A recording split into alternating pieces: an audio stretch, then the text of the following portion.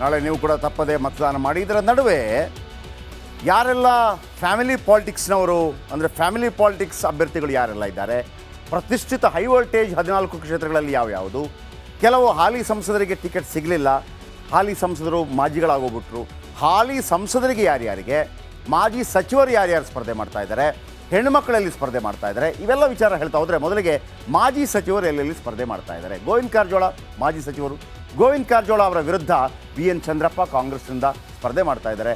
ಚಿತ್ರದುರ್ಗದಲ್ಲಿ ಮಾಜಿ ಸಚಿವರ ಸ್ಪರ್ಧೆ ಆಗುತ್ತೆ. ಇನ್ನೋರ್ವ ಮಾಜಿ ಸಚಿವ ಡಾಕ್ಟರ್ ಕೆ ಸುಧಾಕರ್, ನಿಮ್ಗೆ ಗೊತ್ತಿದೆ, ಚಿಕ್ಕಬಳ್ಳಾಪುರದಲ್ಲಿ ಅವರು ರಕ್ಷಾರಾಮಯ್ಯ ಅವರನ್ನು ಎದುರಿಸಲಿದ್ದಾರೆ. ಮತ್ತೋರ್ವ ಮಾಜಿ ಸಚಿವ ಕೋಟ ಶ್ರೀನಿವಾಸ್ ಪೂಜಾರಿ ಅವರು ಜಯಪ್ರಕಾಶ್ ಹೆಗಡೆ ಅವರನ್ನು ಉಡುಪಿಯಲ್ಲಿ ಎದುರಿಸಲಿದ್ದಾರೆ. ಇನ್ನು ವಿ ಸೋಮಣ್ಣ ತುಮಕೂರಿನಲ್ಲಿ ಕಾಂಗ್ರೆಸ್ನ ಮುದ್ದಹನುಮೇಗೌಡ ಅವರನ್ನು ಎದುರಿಸಲಿದ್ದಾರೆ. ಇದು ಮಾಜಿ ಸಚಿವರುಗಳು, 4 ಮಂದಿ ಮಾಜಿ ಸಚಿವರು. ಇನ್ನು ಹೈ ವೋಲ್ಟೇಜ್ ಕ್ಷೇತ್ರ 14 ಕ್ಷೇತ್ರಗಳಲ್ಲಿ ಯಾವುದು? ಒಂದು ಮಂಡ್ಯದಲ್ಲಿ HD ಕುಮಾರಸ್ವಾಮಿ ಮತ್ತು ಸ್ಟಾರ್ ಚಂದ್ರು ನಡುವೆ ಹೈ ವೋಲ್ಟೇಜ್ ಕ್ಷೇತ್ರವಾಗಿ ಮಾರ್ಪಟ್ಟಿದೆ. ಎರಡನೇ ಹೈ ವೋಲ್ಟೇಜ್ ಕ್ಷೇತ್ರ ಬೆಂಗಳೂರು ಗ್ರಾಮಾಂತರ, ಅಲ್ಲಿ doctor CN Manjunath, DK Suresh ಹಾಲಿ ಸಂಸದರನ್ನು ಎದುರಿಸಲಿದ್ದಾರೆ. ಇನ್ನು ಮೂರನೆಯ ಅತಿ ದೊಡ್ಡ ಒಂದು ಹೈ ವೋಲ್ಟೇಜ್ ಕ್ಷೇತ್ರ PC ಮೋಹನ್ ಇಲ್ಲಿ 4ನೇ ಬಾರಿಗೆ ಅದೃಷ್ಟ ಪರೀಕ್ಷೆ ಮಾಡ್ತಾ ಇದ್ದಾರೆ. ಅಲ್ಲಿ ಮನ್ಸೂರ್ ಅಲಿ ಖಾನ್ ಅವರು ಕಾಂಗ್ರೆಸ್ನಿಂದ ಸ್ಪರ್ಧಾಳು. ಬಹಳ ಕುತೂಹಲ ಮೂಡಿಸಿರುವಂಥ ಕೋಲಾರ, ಏನಾಗುತ್ತೆ ಅಲ್ಲಿ ಒಮ್ಮತದ ಅಭ್ಯರ್ಥಿ ಮೈತ್ರಿ ಅಭ್ಯರ್ಥಿ ಮಲ್ಲೇಶ್ ಬಾಬು ಮತ್ತು ಕಾಂಗ್ರೆಸ್ನ KV ಗೌತಮ್ ನಡುವೆ ಹಣಾಹಣಿ ನಡೆಯಲಿದೆ. ಮತ್ತೊಂದು ದೊಡ್ಡ ಕ್ಷೇತ್ರ ಮೈಸೂರು ಕೊಡಗು. ಈ ಬಾರಿ ಪ್ರತಾಪ್ ಸಿಂಹ ಅವರಿಗೆ ಟಿಕೆಟ್ ಸಿಗಲಿಲ್ಲ.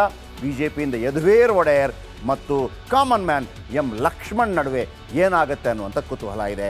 ಮತ್ತೊಂದು ದಕ್ಷಿಣ ಕನ್ನಡ, ಈ ಸಲ BJP ರಾಜ್ಯಾಧ್ಯಕ್ಷರಾಗಿದ್ದಂತಹ ನಳಿನ್ ಕುಮಾರ್ ಕಟೀಲ್ ಅವರಿಗೆ ಟಿಕೆಟ್ ಸಿಗಲಿಲ್ಲ.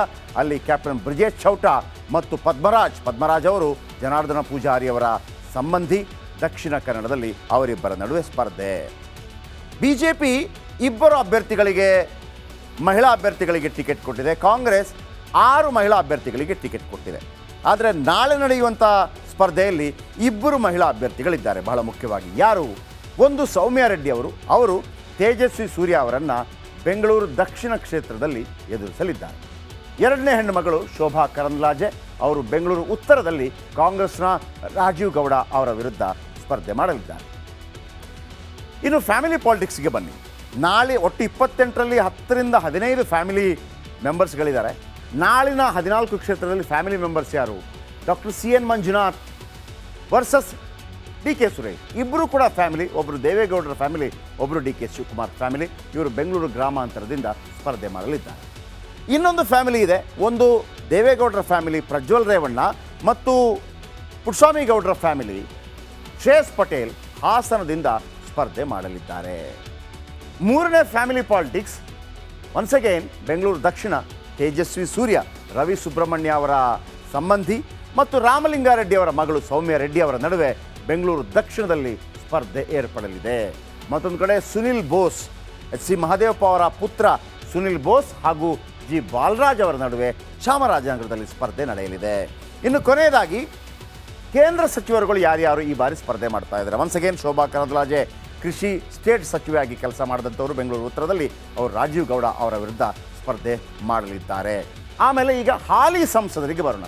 ಸಿಟ್ಟಿಂಗ್ MP ಯಾರ್ಯಾರಿಗೆ ಸಿಕ್ಕಿದೆ? PC ಮೋಹನ್ ಸಿಟ್ಟಿಂಗ್ MP, ಅವರಿಗೆ ಮತ್ತೊಮ್ಮೆ ಟಿಕೆಟ್ ಸಿಕ್ಕಿದೆ. ಅವರು ಬೆಂಗಳೂರು ಸೆಂಟ್ರಲ್ನಿಂದ ಮನ್ಸೂರ್ ಅಲಿ ಖಾನ್ ಅವರ ವಿರುದ್ಧ ಸ್ಪರ್ಧೆ ಮಾಡಲಿದ್ದಾರೆ.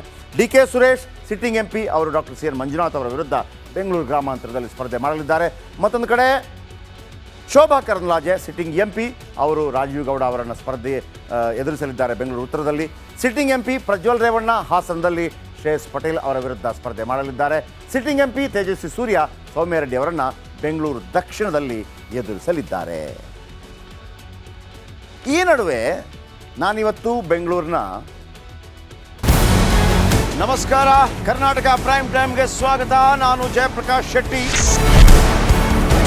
ಇಡೀ ಕರ್ನಾಡು ಇವತ್ತು ರೆಬೆಲ್ ಆಗಿ ನಿಂತಿದೆ. ಈ ಹಗರಣಗಳನ್ನು ಸದನದಲ್ಲಿ ಪ್ರಸ್ತಾಪ ಮಾಡಲು ಕೂಡ ಕಾಂಗ್ರೆಸ್ ಹಿಂದೇಟು ಹಾಕಿದ್ದೇಕೆ? ನಿಮ್ಗೆ ಸಂಬಳ ಅದಕ್ಕೆ, ನಿಮಗೆ ವಾಹನ ಅದಕ್ಕೆ, ನಿಮಗೆ ವೆಪನ್ ಅದಕ್ಕೆ, ನೀವು ಅದನ್ನು ಸೆರೆ ಹಿಡಿಬೇಕಾಗಿತ್ತು. ನೀವು ವಿದ್ಯುತ್ ಬರ ಇದೆ ಅಂತ ಹೇಳ್ತಾ ಇದ್ದೀರಿ, ಎಲ್ಲಿ ಬರ ಇದೆ ನೀವು ಹೇಳಬೇಕು. ಪಾಕಿಸ್ತಾನ್ ಆಕ್ಯುಪೈಡ್ ಕಾಶ್ಮೀರ್ ಅದು ಎಂದೆಂದಿಗೂ ನಮ್ಮದು. 40 ಮೆಷಿನ್ಗಳು ತಂದಿತ್ತು ನೋಟ್ ಎಣಿಸುವುದಕ್ಕೆ, ಅದೇ ಹಾಳಾಯಿತು. ಮಥುರಾದ ಗಲಾಟೆ ಇದೆಯಲ್ಲ, ಅದು ಸ್ಥಳೀಯವಾಗಿ ಕೂತು ಪರಿಹರಿಸಬಹುದಾದಂಥ ಕಾನೂನಿದೆ. ಗ್ಯಾರಂಟಿ ಯೋಜನೆಯಿಂದ ನಷ್ಟ ಆಗಿದೆ, ಲಾಭ ಆಗಿದೆ, ದಯವಿಟ್ಟು ಹೇಳಿ. Dawood Ibrahim most wanted criminal ಯಾವಾಗಾದ ಅಂದರೆ ಇಲ್ಲಿ ತನಕ ಭಾರತ ದೇಶದಲ್ಲಿ ಓರ್ವ ದಲಿತ ಪ್ರಧಾನಿಯಾದಂಥ ಇತಿಹಾಸವೇ ಇಲ್ಲ. ರಿಪಬ್ಲಿಕ್ ವರ್ಲ್ಡ್ ಆಪ್ ಇದು ಕೇವಲ ಅಪ್ಲಿಕೇಶನ್ ಅಲ್ಲ, ಸಮಗ್ರ ಸುದ್ದಿಗಳ ಸಂಪರ್ಕ ಮಾರ್ಗಕ್ಕೆ ಕ್ರಾಂತಿಕಾರಿ ಬದಲಾವಣೆ. ರಿಪಬ್ಲಿಕ್ ವರ್ಲ್ಡ್ ಆಪ್ ಕೇವಲ ಸುದ್ದಿ ಅಪ್ಲಿಕೇಶನ್ ಅನ್ನ ಪರಿಚಯ ಮಾಡ್ತಾ ಇಲ್ಲ, ಬದಲಾಗಿ ಡಿಜಿಟಲ್ ಸುದ್ದಿ ಬಳಕೆಯ ಹೊಸ ಯುಗಕ್ಕೆ ನಾಂದಿ ಹಾಡ್ತಾ ಇದೆ. ಇದೊಂದು ಬ್ರೇಕಿಂಗ್ ನ್ಯೂಸ್, ಪ್ರಭಾವಶಾಲಿ ಕಾರ್ಯಕ್ರಮಗಳಿಗೆ ಗಟ್ಟಿಯಾದ ವೇದಿಕೆ. ರಿಪಬ್ಲಿಕ್ ವರ್ಲ್ಡ್ ಅಪ್ಲಿಕೇಶನ್ ಈಗ ಲೈವ್ ಆಗಿದೆ. ಗೂಗಲ್ ಪ್ಲೇ ಸ್ಟೋರ್ ಮತ್ತು ಆಪಲ್ ಆಪ್ ಸ್ಟೋರ್ ಎರಡರಲ್ಲೂ ಲಭ್ಯವಿದೆ. ಈಗಲೇ ಡೌನ್ಲೋಡ್ ಮಾಡಿ.